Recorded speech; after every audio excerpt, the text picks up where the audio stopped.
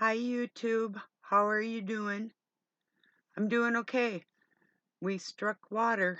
Yeah, we've got it hooked up. Well, Doug got it hooked up last night. He almost killed himself getting that thing done. It was hard with all the trips back and forth to town with the parts and all of it.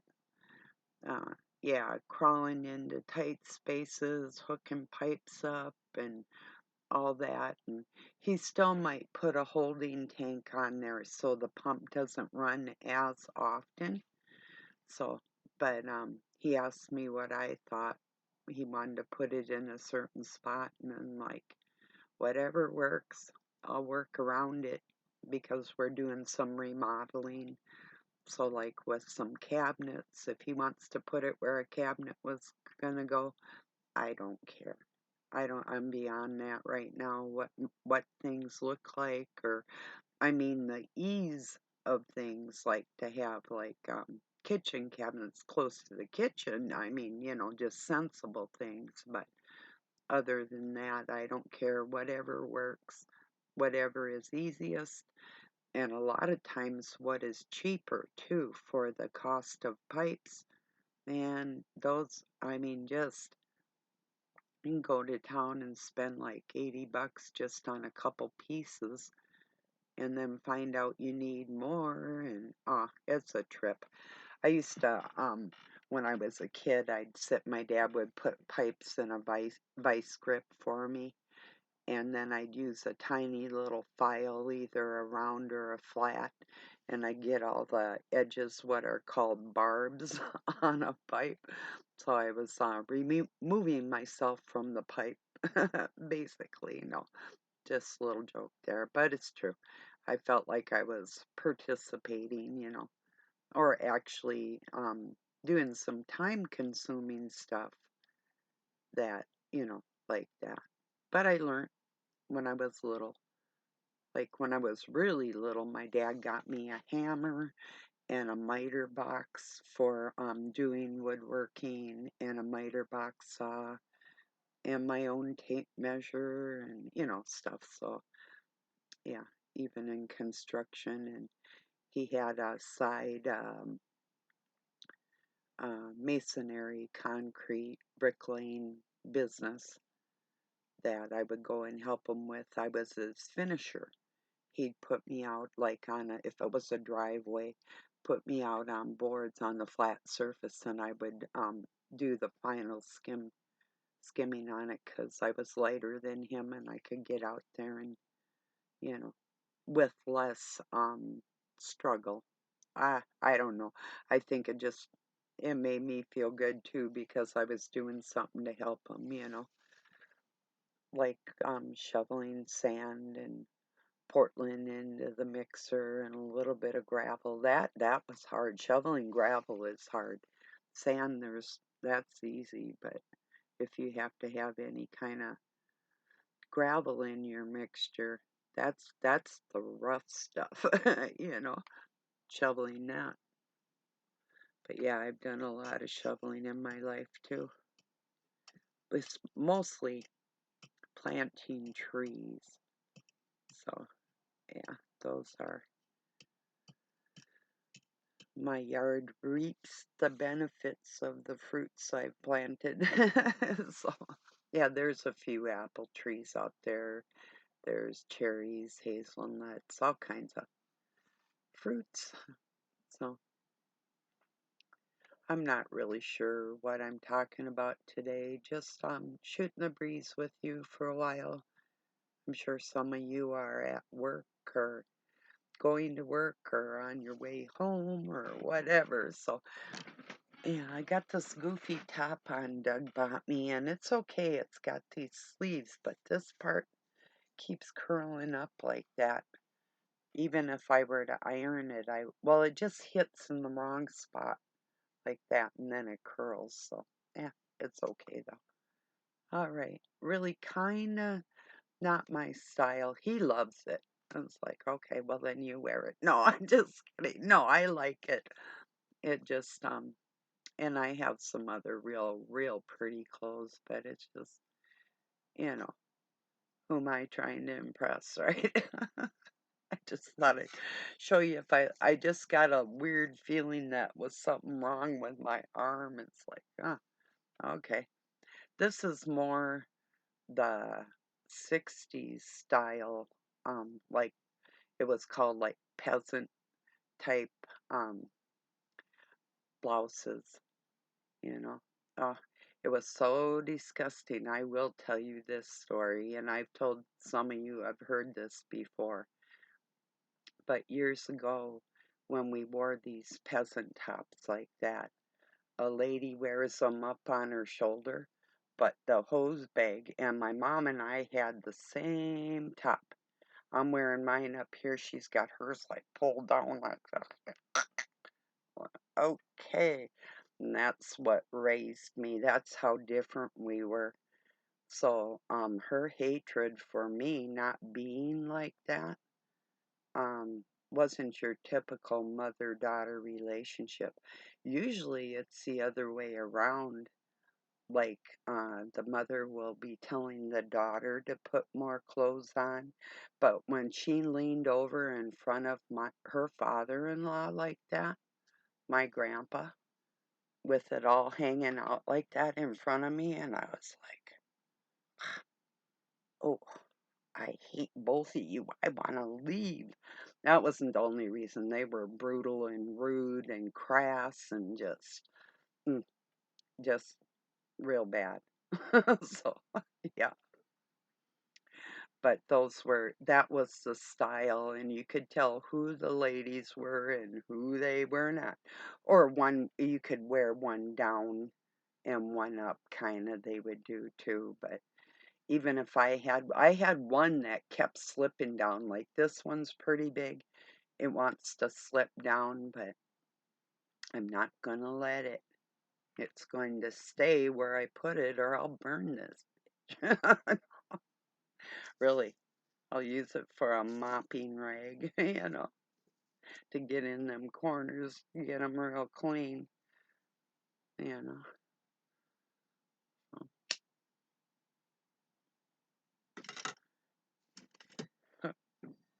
Actually, there's times that I've had something that if I don't like wearing it and it's like a pretty piece of material or something, um, I'll probably make like a pillow out of it or something. I've done that.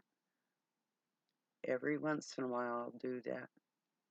When I first met Doug, I made him, and it was, I broke so many needles on my sewing machine because sewing denim is it's really thick. You have to take your time, and if you don't have the heavy duty needles, and I broke all of them, I had to go get more. But anyway, I had made him a denim quilt.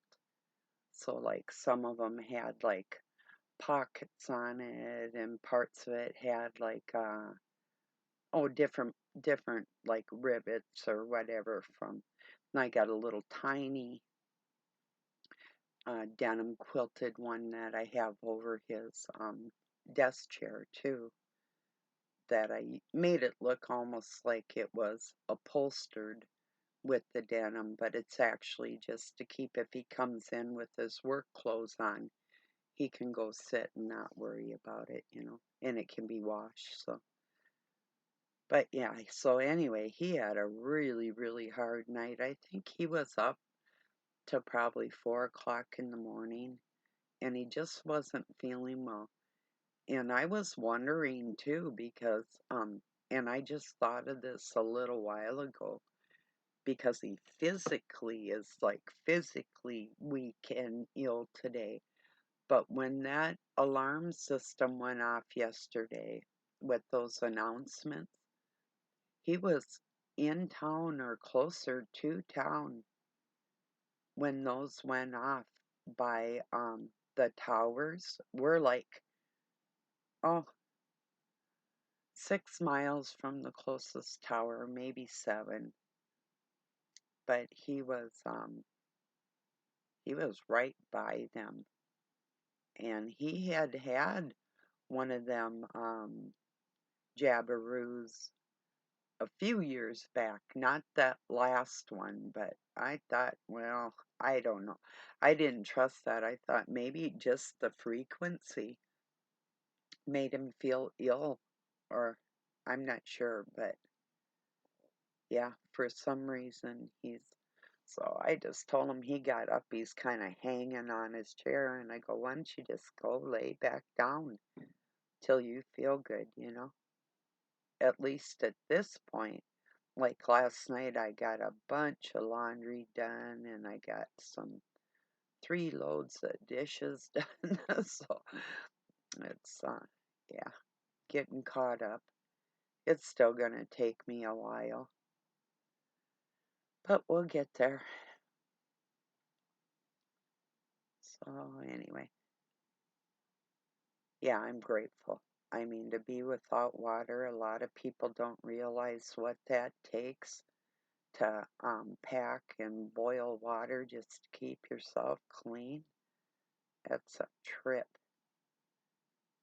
And it was over 2 weeks. That's too long. I've done it like when I lived on the mountain. That's just how I lived. We packed water, and um, you know, I've lived in a few places where that was the case. I used like one time it was eco-friendly, biodegradable soaps that I would use, and I would take like my bedding down to the lake where I lived in the bay, and I would get them all soapy with the biodegradable stuff so it didn't kill the fish. It had to be a certain kind of detergents, and so I'd get them wet. I'd put them in buckets and like stomp on them and whatever, and then I'd just go throw them at the off the edge of the dock, and then pull them up over the pipes that were on the dock to tie the boats up and whatever, and let them drip dry for a while, and then wring them out and take them home and hang them up. That's how I did my laundry, except for my little kids' clothes. He was tiny, and I could do like all his stuff in a 5-gallon pail at home, but I didn't have a washing machine, so that's what I did. I mean, we would take loads into, like, we'd take about 7, 8 loads at a time into town. We were about 10 miles out of town, but, you know, so it's a long time ago when, you know, we were, we didn't have a lot of money. In fact, I was collecting cans to buy diapers and cigarettes and whatever, and we had all the food we needed because I had a garden and we would fish. And then if we wanted anything extra like breads or lunch meats, milks, baby food, whatever, that type of thing. But my son did eat a lot of fish. He grew up eating, like fish fillets. I would take fish fillet, sunfish usually because it's the most mild tasting, and I would cook that and put that with some rice cereal and some like baby formula and maybe a little salt for taste, a tiny bit, and let him, and he would eat that. Then give him like a mashed up banana or something, like totally real food. I rarely bought baby food because, number one, I couldn't really afford it, but mostly was because what I would make him was a lot more better for him. If I made like a roast and mashed potatoes and carrots, whatever, I'd cut everything up tiny and mash it all up and then mixed it in with maybe like some rice cereal to make it so he could eat it when he was real tiny, before he started taking a half a sandwich and it'd be gone in one bite. So, boy, his dad could eat a sandwich faster than anybody I ever saw in my life. Literally. I never seen a mouth that big in my life, and I hope I never do again. If you're listening, oh man, you got a big mouth. So anyway, sorry, my sons don't have. Well, My youngest one has that mouth, and they both kind of sound like that. I mean, physically. My youngest one has his dad's mouth. My oldest one and all his daughters can do what people that know me has termed my flat line, my smirk. They all do that.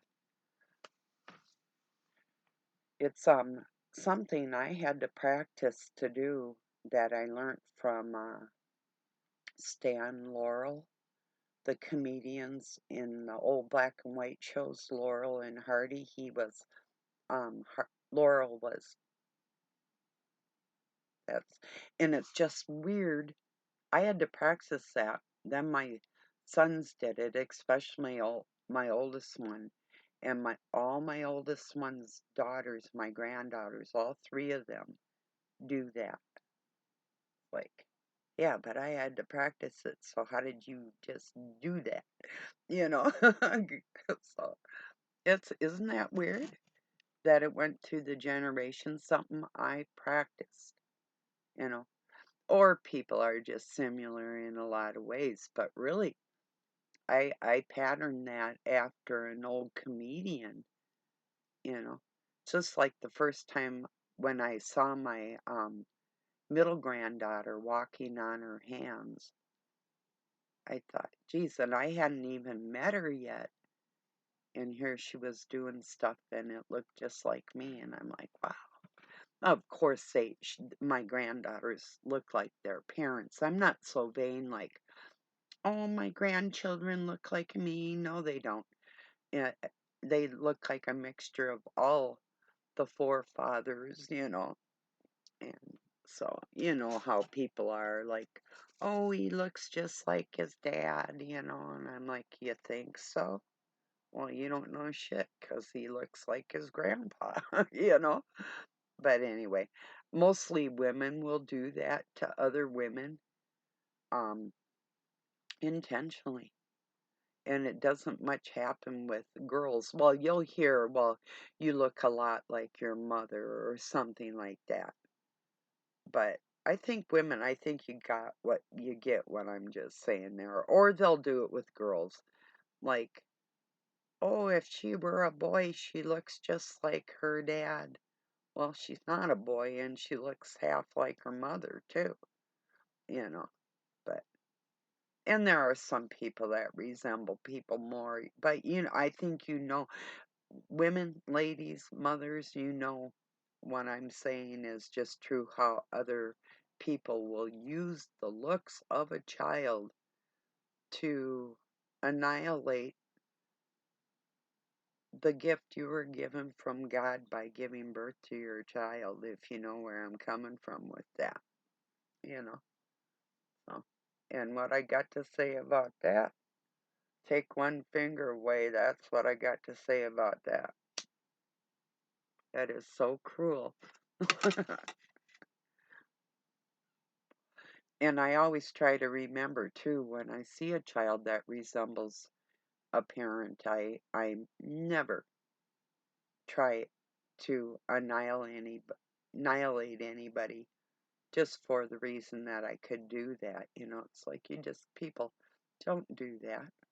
Everybody's individual, so don't annihilate the mother just because you can.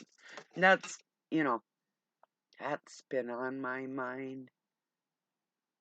These poor moms and women out here on this planet that are it is the feminism movement. And I saw a meme and it sort of blamed, or maybe it was a video I watched, something more to the tune of blaming men for the feminist movement. Oh, yes, it was Rabbi Simon Jacobson. And in the 60s, with all that was going on, that women wanted to be equal in the workplace and that type of thing. It wasn't quite all about that, but that's the direction it took. You know, the equality was for our gifts, Not that we wanted to have a man's gifts, but it got blown out of proportion. So what people call now the feminism movement is really a downgrade and degrading to women. You know, that's my outlook on the whole thing because, yeah, if a woman wants to have a job and do it just like a man, just as well, no matter what the field may be, maybe the guy's a tailor or a seamstress, maybe he's out of his normal realm too, but whatever somebody does well should be respected regardless, you know. So it's like when I went to work and I was working around men, I didn't dress to impress. I dressed to, like, you better leave me alone and either treat me with that respect or at least don't bother me. It's like here's a scenario. One time I was in a room and I was doing the perimeter on some drywall on the walls. Um 8-foot boards I put up myself. I'd put a couple towards the edges and then go across the top and do the remainder and come down the um joists or the can't even think of it. Doesn't matter. I'm not going to go there. And I'm a contractor. Just yeah, I'm going to get to the point anyway. So I'm in there, and these guys, there was like 3, 4 of them doing the same work I was doing in this housing development, and they took the time to stop and make fun of me, and then like I'd be carrying like green board, like 12-foot green boards up a couple staircases with my ex or something, and I could hear him like jeering and mocking, and you know. So I'm in there. I got my hammer. I just take a nail. I go smack, like take me 2 smacks. I hear them in there with their nails, like pound, pound, pound, pound, pound, tap, tap. You little bitches. You know what I mean? Because I was good at what I did. And they did hate me. And I didn't take too kindly to them either. And that one group in particular, in that one place, they were a bunch of assholes. Yeah, anyway. I don't know if you know the song Maxwell's Silver Hammer, but that's how I was feeling that day, or those days. It goes bang, bang, Maxwell's silver hammer came down upon his head. Bang, bang, Maxwell's silver hammer made sure that he was dead. Well, there's more to the song than that. It is kind of funny, but it just those days bring that song to my mind. Actually, that song reminds me of Doug with all his body hammers for body work. He's got more hammers than I've ever seen anybody own, unless they own an implement store with tools, or even then, I don't think so. Um, and our combination of tools, we got a lot of tools to do a lot of different things, and we can do a lot of different things with those tools. Yeah, that's quite the investment too, I'm sure.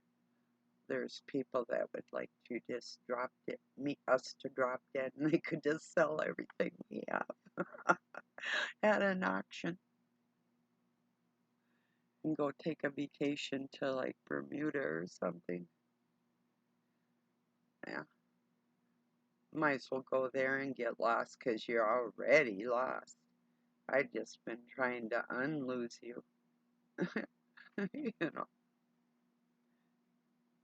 that's not the same as unfollow, is it? If you unlose somebody, you find them. if you unfollow somebody, you're getting rid of them. So, yeah. Whatever people want is what I want them to have, within reason.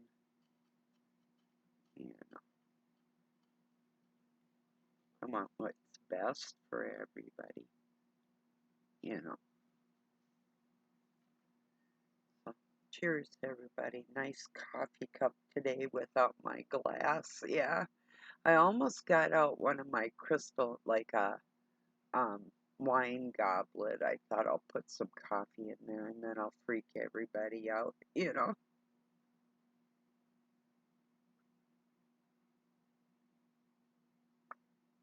But no, I really only use them if I have to because I don't drink wine, and I used to occasionally.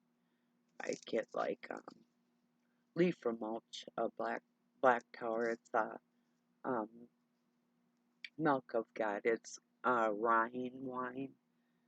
It's a white wine, and it's not very sweet, but it's not bitter or sour either. It's just perfect for like if you're having chicken or fish. It's a nice white wine for that.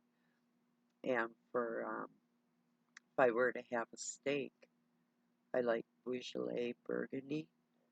Boy, that stuff's wicked. And but my all-around favorite wine, I think, would be Grand Spumante. And then I love real champagne, pink champagne.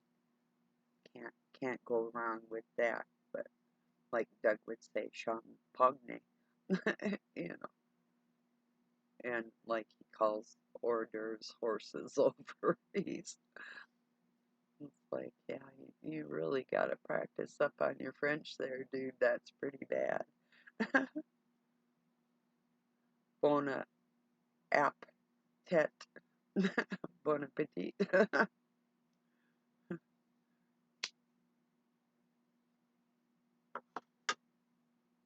Mm, I like a rosé. Like, there's a California winery called Paul Masson. They make a really nice rosé. And there's some other ones I like too that occasionally, it's been a while.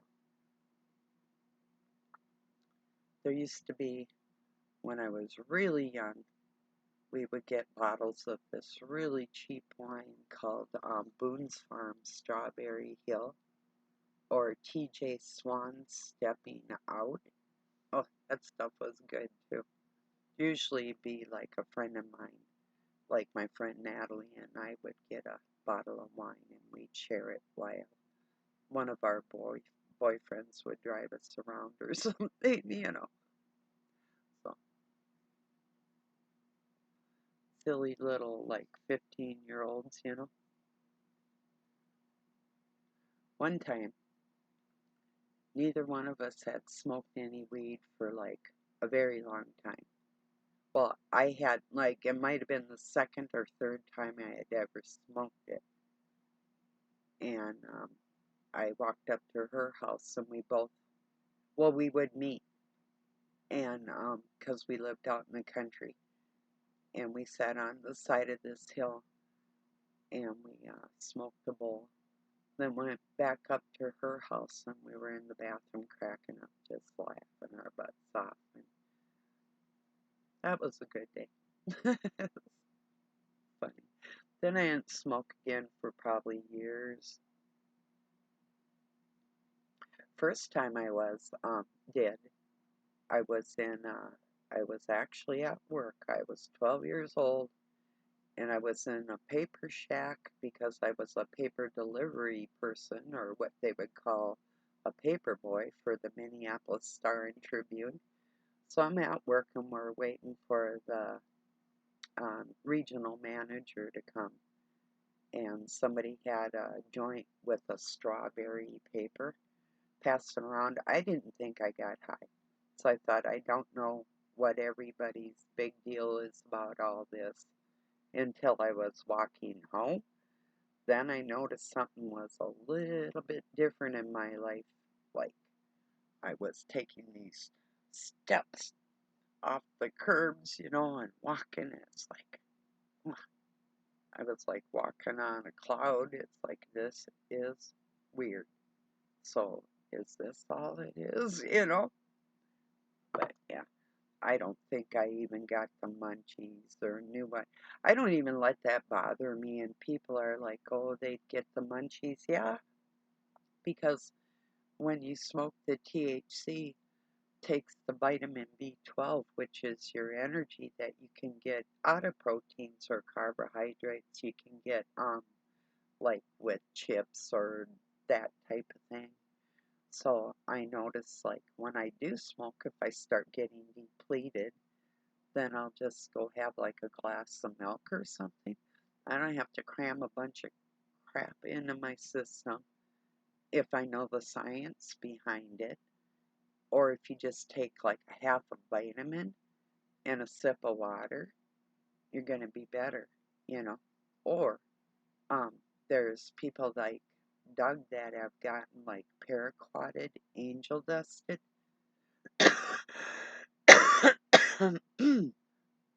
They sprayed hundreds of acres in Mexico back in the 60s. And people were smoking this stuff and they would go blind. I had a little touch of it one time. But my ex, he went blind for about a couple days.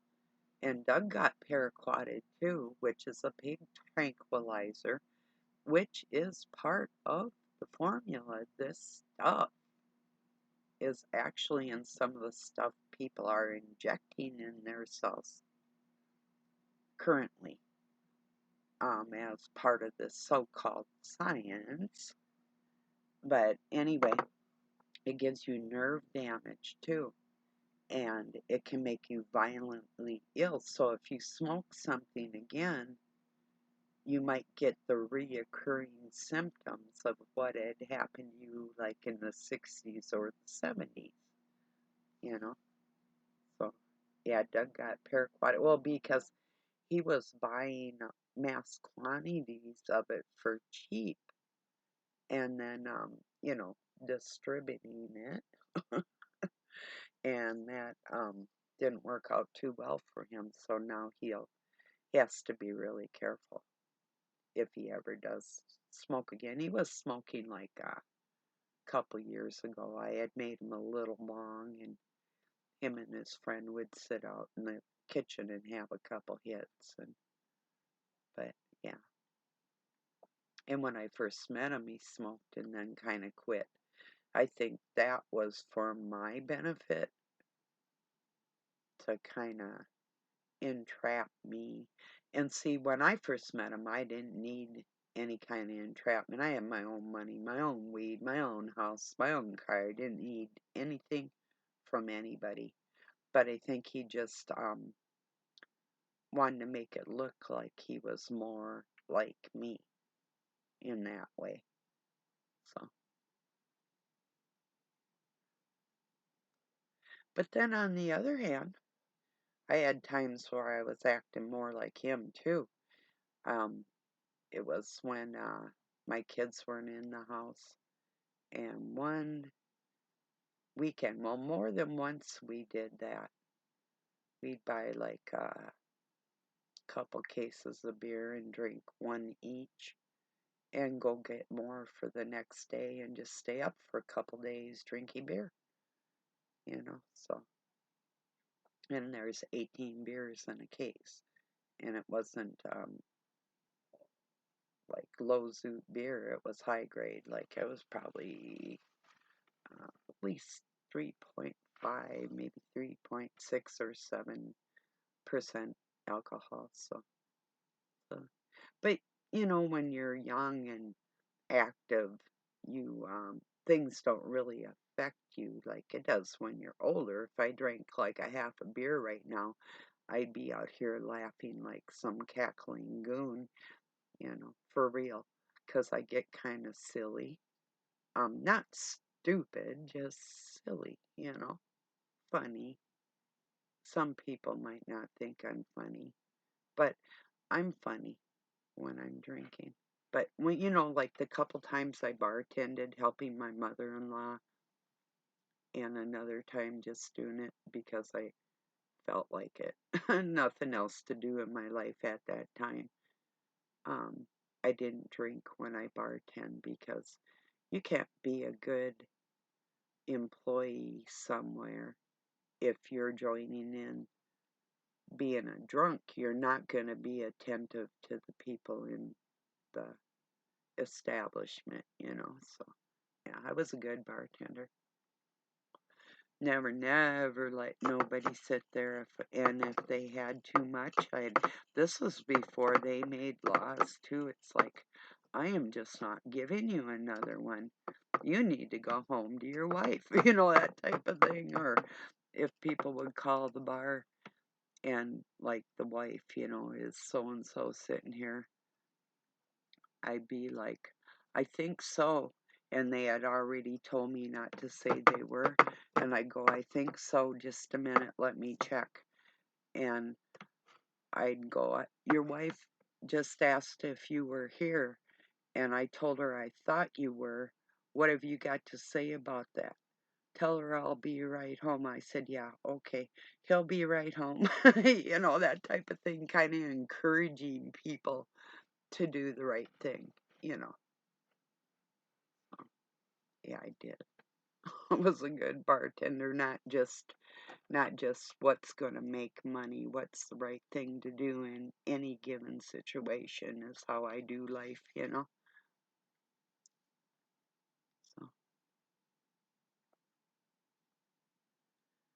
so anyway, back to that emergency warnings and stuff.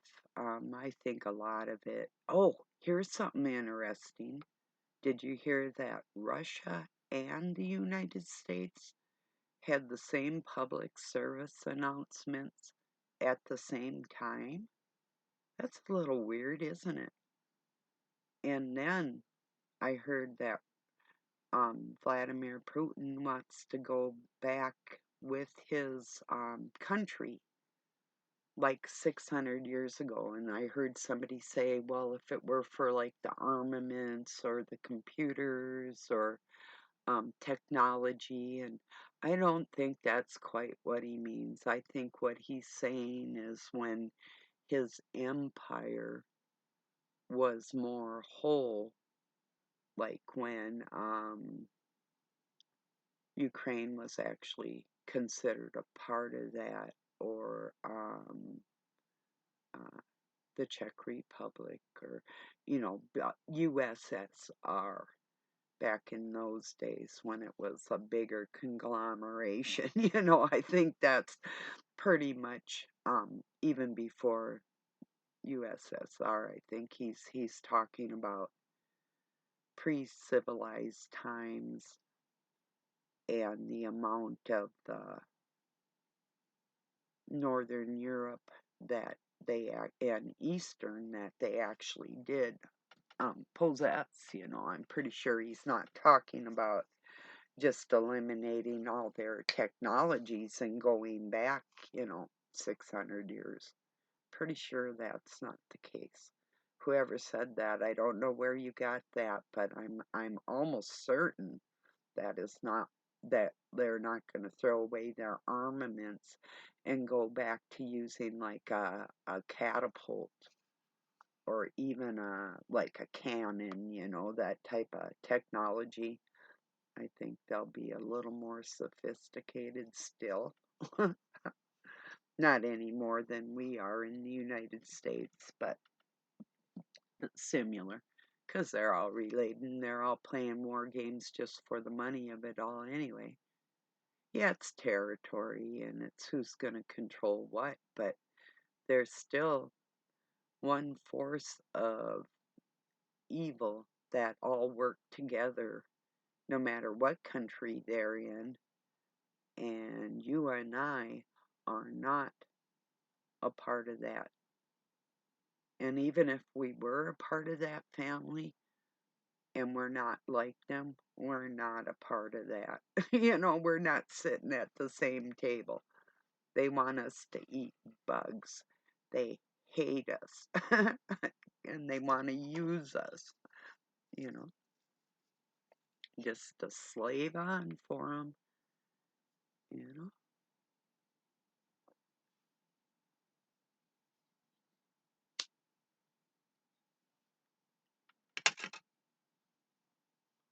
But really, how weird is that we would have a public service announcement on, like, gee, if somebody were to be going to war with us,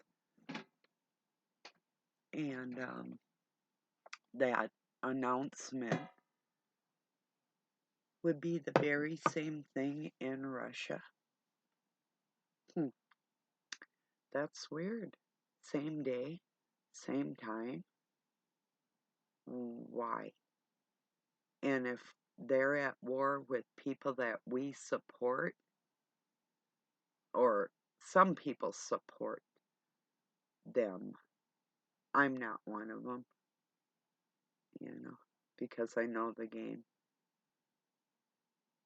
Oh, anyway, yeah, all wars are bankers' wars. There's not one of them like the the armaments and everything that's sold, and the corporations. These are the people that are benefiting. Nobody benefits from it. But the people that are still in the mindset to send your children off to war and think that they're keeping other people safe from other human beings that aren't actually a part of the government but enlist into their armies, they're all very sick people. Even the parents that would perpetuate that, who would send your child. I mean, if you're asking, like, your son is an adult and there's like zombies coming into your yard and they're going to kill you and everybody in existence there, I could see a parent asking, could you pick up an arms and we're going to try and fight this war. But to actually send your child, and women, they want to they want to draft girls to put them up in the front line. There's something extremely wrong there, where we'd rather teach a girl that it's okay to fight like a man, live and die for said freedom, above, like, here, let me teach you what it's really like to be feminine. And yeah, if you got to learn self-defense, that's another thing. But yeah, I don't know. I just can't see mothers or fathers promoting putting their children into um, the service if they want to get a job and they can get free schooling or whatever. Well, there's community colleges, or there's things called labor, and you can labor enough to and get an education on the side and take tests. That's the beauty nowadays with online schooling. There's free classes for seniors out here. I can get my master's degree online. I'm considering, you know, without even having to go to college. There's free classes in just about anything I want to take. And that's the same for a lot of a lot of places. I guess if you have to have a name, a big name of a university behind you to prove that you're highly educated, well, and that's going to get you a better job and more money. I can imagine that could be a thing, but I probably wouldn't trust you as far as I could throw you, especially if you went to, like, Yale, or, and if you did, well, hey, you didn't get there just because you're smart. You got there because your family has money, period. You know, that's a fact. Or you might have earned your way in there. You might have, highly doubt it. excelled with like scholarships and whatever. That's a rare thing, pretty rare. But I've seen it done. But you know what?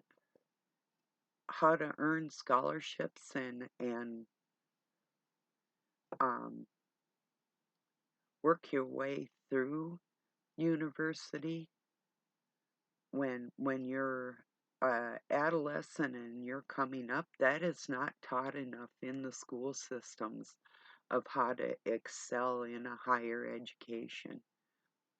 I notice that people, it's not just that you grow up knowing these things. It's just a certain sect of people that are included in that type of thing. It's the truth. Well, right now, I do have a granddaughter that is excelling academically and she loves it. And I could see her earning scholarships in certain areas, maybe mathematics or something, because she just loves school. She loves to learn. I love to learn. I did not love school. There's certain times I did. I had some phenomenal teachers like in science and photography and one in mathematics and you know I had one band teacher that was really good. um, my favorite music teacher taught me my guitar though. He was really smart. Could have been a little better, but he was smart. You know.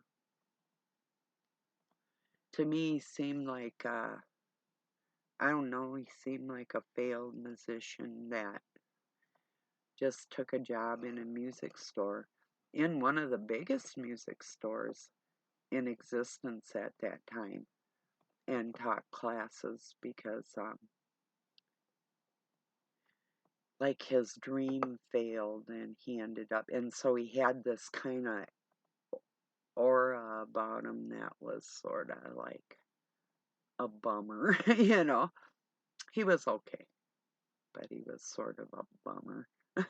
So I was into a lot of Cat Stevens music back in when I first started playing my guitar, and I was so happy I got this songbook of nothing but Cat Stevens tunes.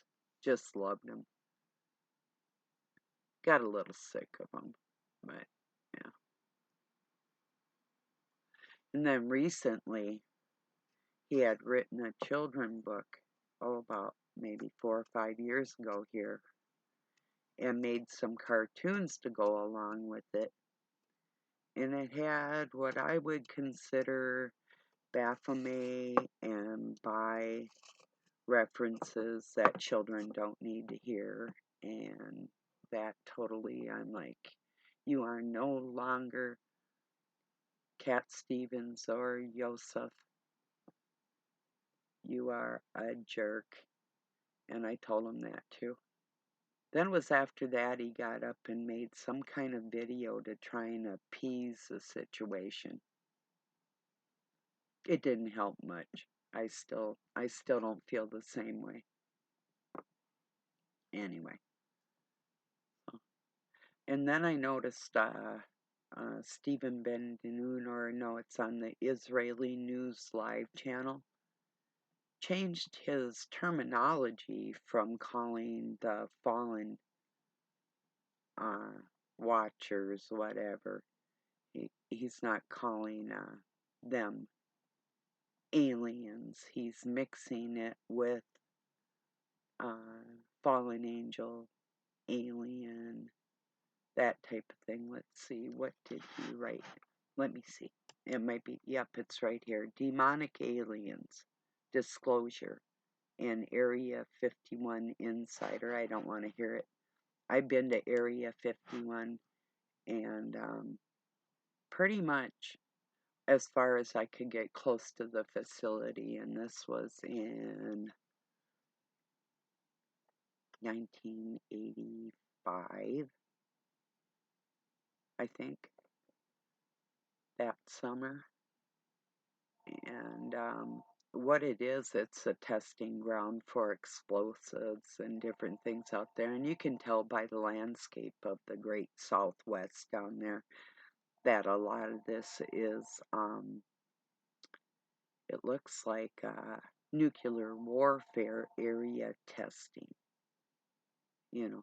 And I've seen like the northwest and southwest of the United States, all the mining that they've done and different things. I think a lot of the explosives were made just to rip the ground up and get the precious metals, or to destroy the landscape and what it looks like from up above, because you can literally see the face of God and angels in the earth in God's artwork.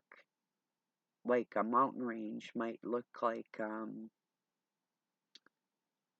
face of a man or a woman, or the body of either or, and I'm sure you've seen all these too. But what I'm saying is they're taking places like this and ripping the hell out of it and then reforming these to look more like satanic sigils and stuff like you might find in a city, with the roads and a center point and everything being like maybe a pentagram or that type of thing. They've changed a lot of the United States and what the earth used to look like. So I know they have. I wish I could show you the old maps that I grew up around. Oh, and I was trying to remember the other day that class that my dad took so he could help construct the waterworks in Minneapolis, was architecture. And I was thinking that drafting and architecture. So, and I learned how to draw floor plans and that type of thing when I was a little kid. I would do it on a miniature scale and draw what the floor plan of my house would look like when I got older, and you know, that type of thing. So yeah, yeah, I was a weird kid. Probably did that when I had like my ballet tutu on or something, like lifting weights in my tutu or whatever. I was, like I say, very strange, not your typical. Or take my dolls and my brother's Tonka trucks. I loved to put my dolls in some of his bigger trucks and run them down the hill and see who survived. That was fun for me. I don't know, something to do. Or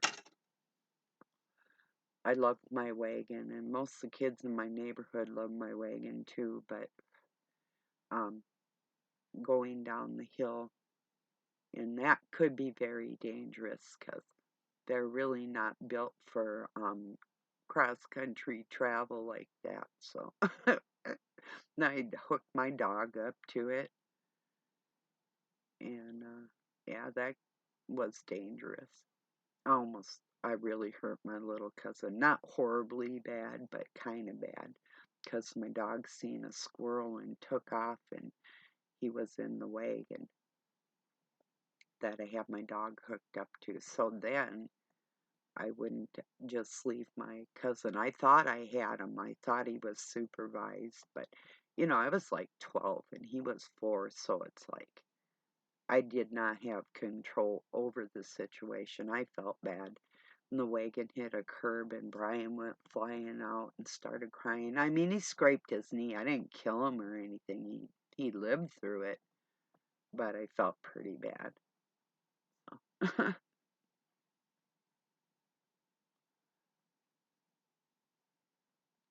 I was going no-handed down this great big hill and couldn't stop. The brakes would not work good enough for the force of the hill.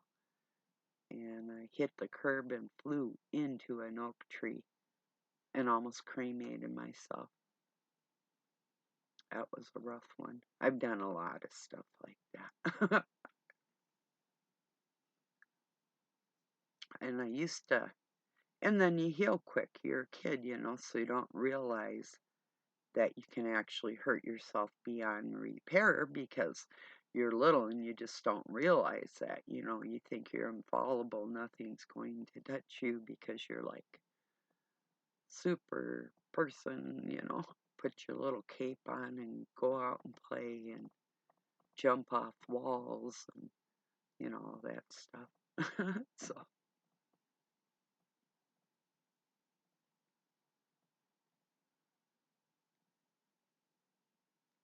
yeah, it's funny how you can live in, and here's something, I don't know if some of you grew up,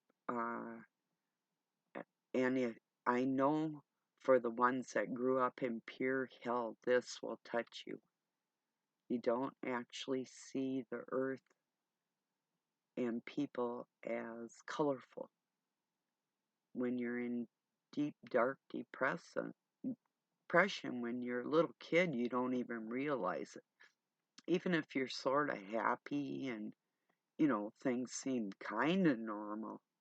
But I actually didn't see the world in Technicolor. I didn't see the world in color till I got to be about 12.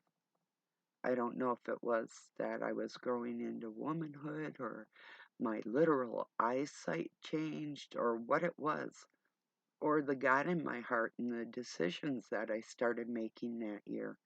I'm not quite sure what triggered my actual sight changed into a more colorful world from the black and white depressive feeling that I had before that. That's weird, isn't it? But it's true.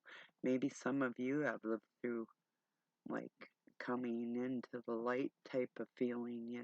I don't know. But yeah,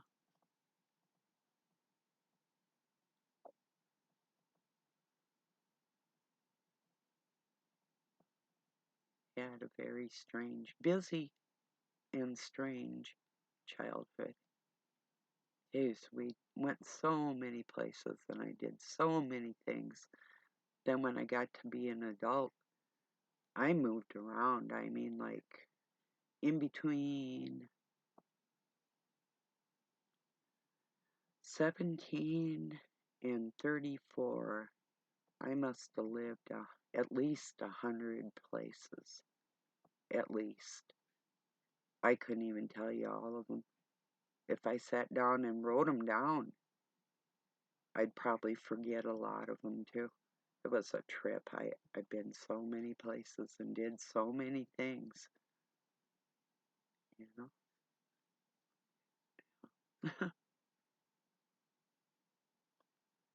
Met a lot of neat people.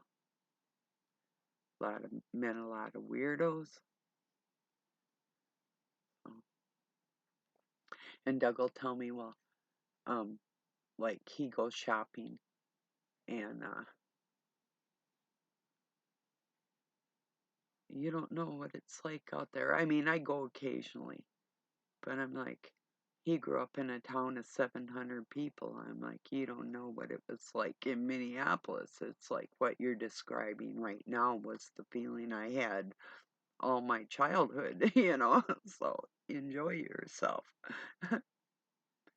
It's okay. If you really love people, you can deal with it. But sometimes the just the noise of the city is gets to me. I can't stand it. And the smells like buses and ugh. One time I remember my mother and I were, I don't know why we had gone back into the city after we moved out of there. She loved it there, but we went down there and she'd begged me to go with her to do certain things, and so I was in there one time and I was getting physically ill and it was hot out and it was horrible. those are feelings that I can live without, and that only happens in the city, so, like that, you know.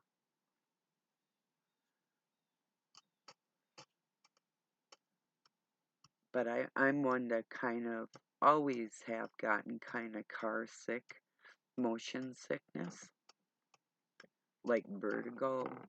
Could be from head injuries and fevers that I've had, different things, but it never really went away. Or heat stroke, they just about murdered me. I got the picture of it. I'm sitting in the sun, and my mom and my brother are sitting on a picnic blanket in the shade, and they left me out in the sun, and yeah, nice. Whatever. And they took me to the doctor, and he's like, yeah, I almost died. There's a lot of times. Yeah, I'll tell you how stubborn I am. One time my mom got jealous of the attention my dad was paying to me in the front seat of our car. I was 4, and I'll never forget the look on her face. It hurt my feelings so bad, 'cause I had my mommy and my daddy, and the look she gave me, I just stopped breathing, and I fell on the floor. They took me to the hospital, and the doctor was sort of laughing at him like she would have started breathing again on her own. But I might not have. I don't know how long it took my dad to drive to the hospital, or how long I was holding my breath. But I just decided not to live anymore, because that's the pain I felt from what she had done to me. She did a lot of things, but I mean, that was one in particular. She freaked out. I fell on the floor right in front of her in the car. I remember they pulled over. She got out. Something wrong with her. She's not breathing. And I'm thinking, no, I'm never going to breathe again. So I was a little different. Another time she picked me up and she gave me this dirtiest look. And I couldn't believe this person I loved was actually holding me. And she hated me. It's like, anyway, not my parents, not my problem. Like they say, not my monkey, not my circus, or the other way around.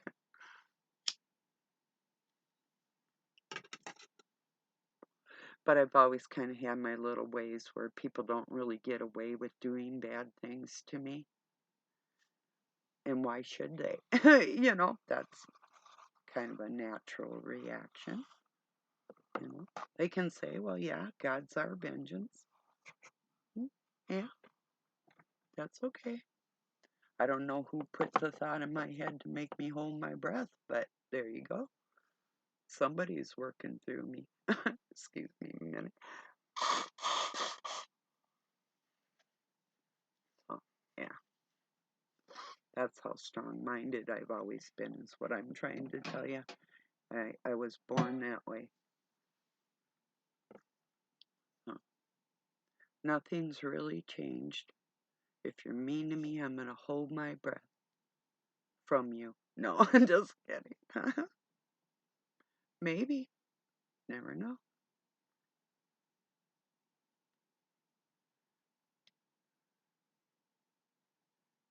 Yeah, I'm just being silly now.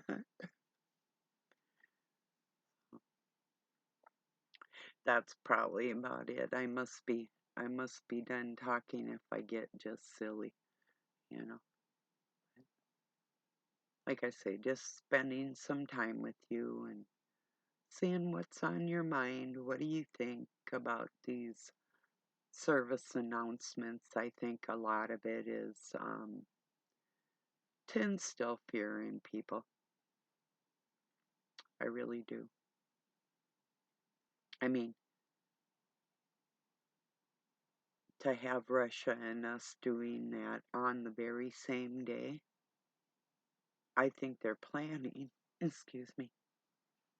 I think they're planning something with all that, you know.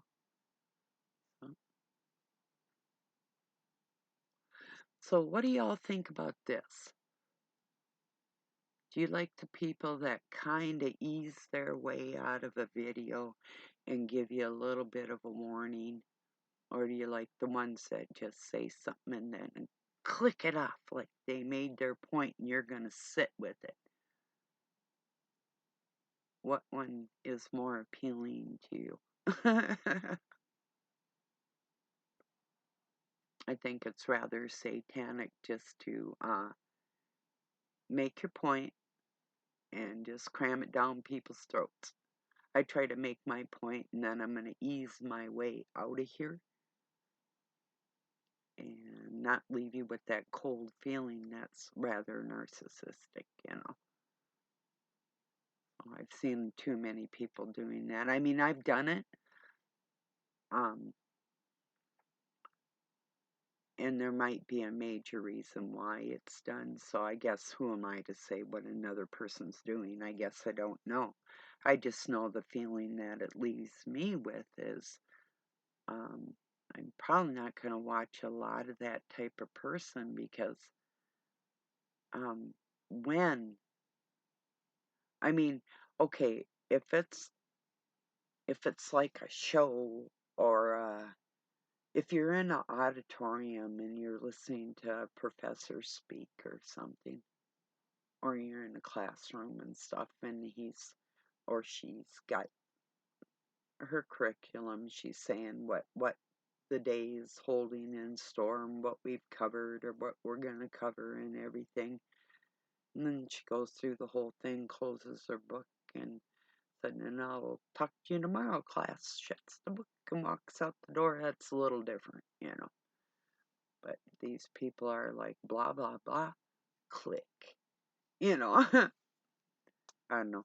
I try to be careful not to do that to people, is what I'm saying, because it's like hanging up on somebody. Like you're in the middle of a conversation and just click, you know. And they're still talking, though, you know. But you said what you wanted to say, so you just hang up the phone.